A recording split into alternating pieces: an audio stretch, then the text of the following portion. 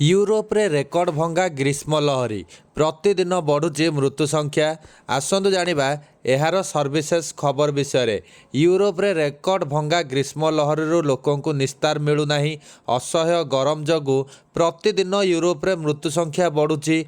France रे जून शेष सप्ताह ग्रीष्म लहरी जगु 2025 अतिरिक्त मृत्यु होईची। पूर्व सप्ताह तुलन में जून 22 रु 28 रे फ्रांस रे अतिरिक्त 2025 मृत्यु होईची बोली देशर स्वास्थ्य मंत्री स्टीफेन रिस्ट गणमाध्यम रे सूचना देइछन्ती। एही मृत्यु संख्या आगकू आहुरी बढ़िबो बोली से कहिछन्ती।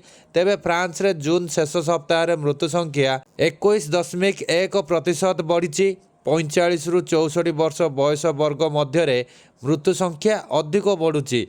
तेबे ग्रीष्म लहरी जगु 65 वर्ष रु अधिक बयसर वयस्क लोकंकर सर्वाधिक मृत्यु हेउची। यूरोप रे 2/3 जनसंख्या जून 15 रु 30 मध्य 35 डिग्री सेल्सियस रु अधिक तापमात्रा रे आउट पाउट हेउचंती। शेष थर पर यूरोप रे 2 दशंधि तले 2003 रे एभली तापमात्रा वृद्धि होतिला। 16 दिनर ग्रीष्म लहर रे फ्रांस रे 15,000 रु अधिक लोकंकर मृत्यु होतिला। तेबे एही ग्रीष्म लहरी मध्य बेल्जियम, नेदरलैंड एवं फ्रांस रे जून मासरे 3,700 रु अधिक मृत्यु होईची। बेल्जियम रे जून 18 रु 29 मध्य 1,222 अतिरिक्त मृत्यु होईची। बेल्जियम स्वास्थ्य मंत्रालय पक्षरु कहा जायछि जे ग्रीष्म लहरी पई आम राष्ट्र रे एते संख्यक मृत्यु हेउछि।